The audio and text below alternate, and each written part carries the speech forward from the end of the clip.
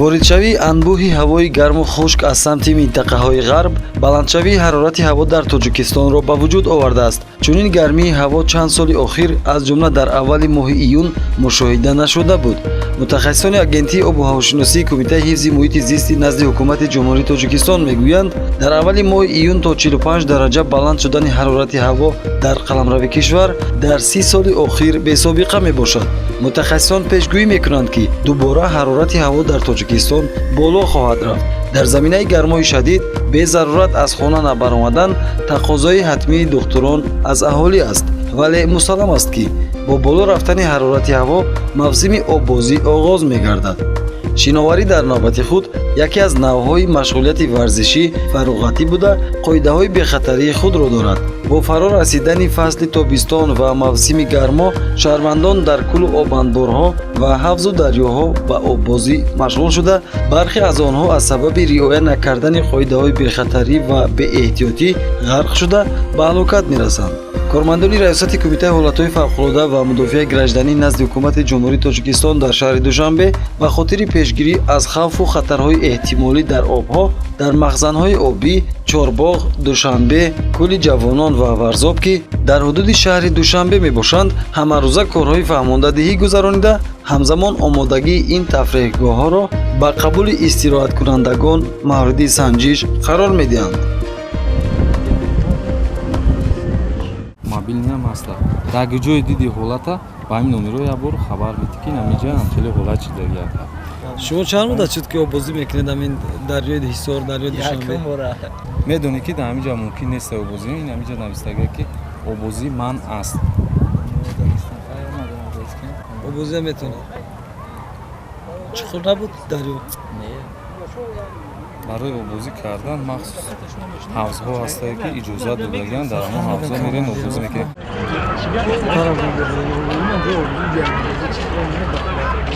қоидора риоя карда ба оббозӣ машғул шуда. фаҳмидед? ҷавоб иҷоза оббозӣ накунед. ин тараф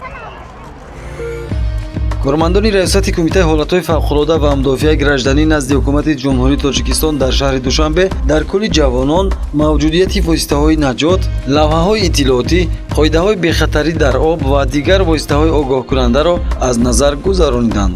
онҳо бо истироҳаткунандагон дар мавзӯъҳои бехатарӣ дар обҳо, қоидаҳои оббозӣ, расонидани ёрии аввалия ҳамсуҳбат шуданд. дар ҷараёни рейд, омодагии қайиқҳои моторӣ ва тайёрии ин тафреҳгоҳҳо ба фасли тобистон ҳамаҷониба санҷидаву барои бартараф кардани камбудиҳои ошкоршуда ва маъмурин дастурҳои лозимӣ дода шуд.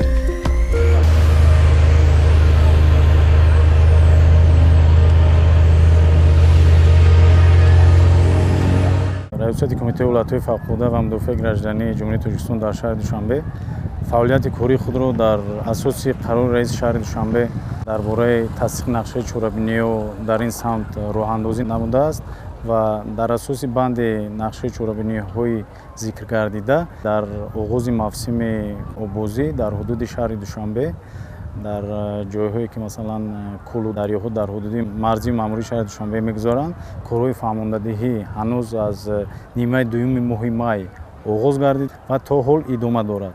кормандони раёсати кумитаи ҳолатҳои фавқулода дар шаҳри душанбе дар ин самт корҳоро ҳама рӯза роҳандозӣ намуда истоданд дар ҳамкорӣ бо сохторҳои дахтори мақомоти иҷроии ҳокимияти давлатии шаҳри душанбе ва корҳо дар ин самт то ба анҷом расидани мавсими оббозӣ роҳандозӣ карда мешаванд.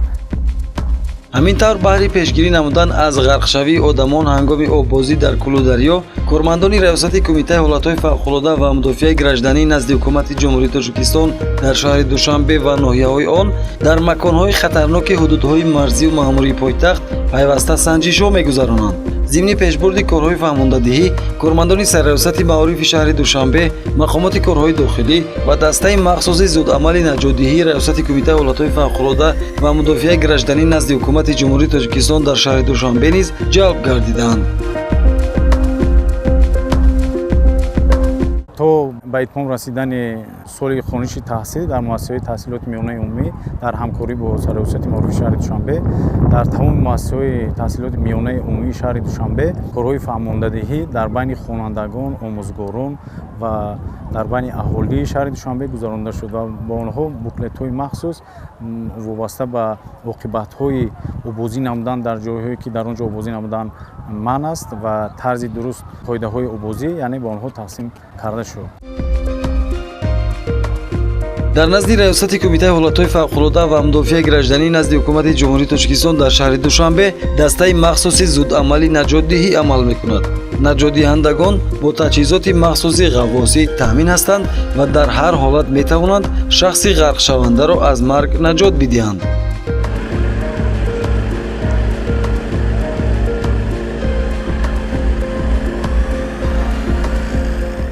айни замон ғаршавӣ бисёр ба хай гирифта шудааст ки мо барои бартараф кардани ҳолатҳои фавқулодаи ғаршавӣ автомошинаи садамаи наҷотдиҳии ғаввосӣ дорем ки дар ин ҷо ҳамаи таҷҳизотҳои замонавӣ барои аз об баровардани ғарқшудагон муҳайёст. мо дар ҳамкорӣ бо дигар сохторҳои наҷотдиҳии кумита ҳамкорӣ карда барои бартараф кардани ҳолатҳои ғаршавӣ фаъолона иштирок мекунем. дар ин замина ёдрас мешавем ки дастаи махсуси зудамалии наҷотдиҳии раёсати кумитаи ҳолатҳои фавқулода ва мудофиаи гражданӣ назди ҳукумати ҷумҳурии Тоҷикистон дар шаҳри Душанбе соли 2010 таъсис дода шуд ва бо дастгирии роҳбарияти мақомоти иҷроияи ҳокимияти давлатии шаҳри Душанбе то имрӯз бо тамоми таҷҳизоти муосир ва лозимӣ дар ҳолатҳои фавқулода ва наҷотдиҳӣ таъмин гардиданд.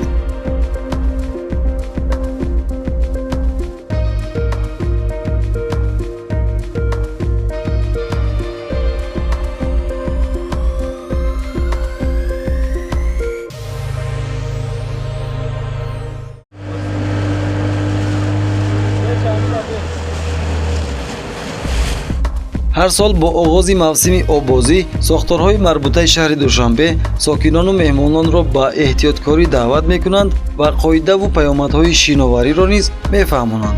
дар ин давра ҳамчунин мавзеъҳои махсуси шиноварӣ ба фаъолият шурӯъ мекунанд ки обозӣ дар онҳо бехатар ва таҳти назорат аст.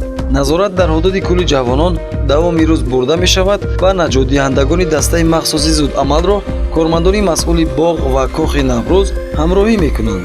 кормандони боғи фарҳангӣ фароғатии кӯли ҷавонон ва кохи Наврӯз барои ҳифзи ҷони кӯдакону наврасон минтақаи бехавфи обозӣ таъсис дода ҳудуди онро муайян карда ҳамзамон назорати ҳар соатро низ ба роҳ мондаанд.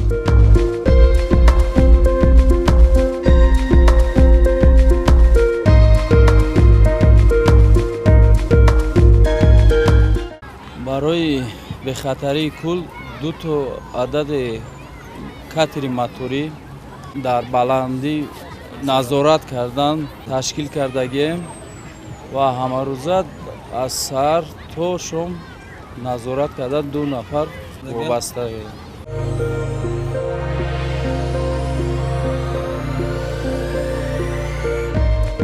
зимни корбарӣ ва назорати кӯлу дарё дар ҳудуди ноҳияи Исмоили Сомонӣ ҳолати фурӯши ғайриқонунии воситаҳои шинокунандаи дам кардашуда ошкор карда шуд. обозӣ ва шиноварии ҷавонон дар ин руд ҳолати дигари хатарнок буд ки баҳри чораандешӣ кормандони шуъбаи вазорати корҳои дохилӣ дар ноҳияи Исмоили Сомонӣ ҷалб гардиданд. шиноварӣ аз ҳар нафар эҳтиёткориро талаб мекунад, зеро риоя накардани қоидаҳои бехатарии он ба оқибатҳои вазнин ва ҳалокати одамон оварда мерасонад. тибқи ҳисоботи оморӣ соли 2020 дар миқёси ҷумҳурии Тоҷикистон бар асари риоя накардани қоидаҳои шиноварӣ 108 ҳодисаи ғарқшавӣ ба қайд гирифта шудааст. ин аст ки ҳамасола бо сабаби риоя нашудани қоидаҳои шиноварӣ ва интихоби макони номувофиқ барои обозӣ даҳҳо нафар дар кӯлу дарёҳо ғарқ мешаванд. дар ин замина кормандони ҳолатҳои фавқулода, милитсия ва дигар сохторҳои марбута аз волидону пайвандон тақозо менамоянд ки фарзандони худро назорат намуда аз шиноварии онҳо дар ҷойҳои мамнӯъ пешгирӣ намоянд.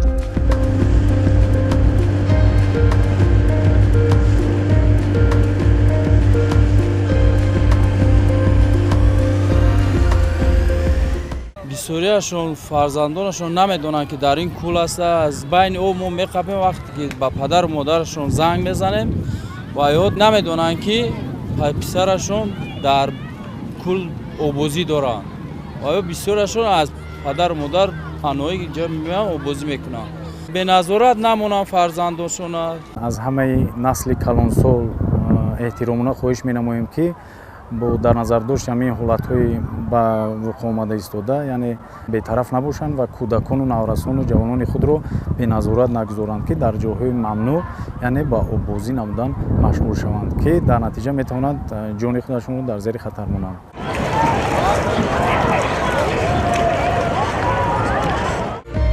шиногоҳ аз пурҷамъияттарин макон дар тобистон ба шумор меравад. боғу тафреҳгоҳҳо ҷойҳои махсуси оббозӣ доранд ва оббозӣ дар ғайри ин маконҳо мамнӯъ аст, ки истироҳаткунандагон бояд бидонанд дар куллу дар ҷое ки шиноварӣ иҷозат дода шудааст, ҳама шароитҳо фароҳам оварда шуданд ва барои пешгирӣ аз ҳар гуна ҳодисаҳои нохуш, таъмини бехатарии сокинону меҳмонон, мутахассисон ва наҷотдиҳандагони раёсати Кумитаи ҳолатҳои фавқулодда ва мудофиаи гражданӣ назди ҳукумати ҷумҳурии Тоҷикистон дар шаҳри Душанбе ҳамеша навбатдорӣ мекунанд. бо мақсади пешгирии ҳодисаҳои нохуш ва марговар аз тамоми шаҳрвандон хоҳиш карда мешавад, ки фарзандони худро беназорат нагузоранд ва ҳангоми оббозӣ бо эҳтиёт бошанд.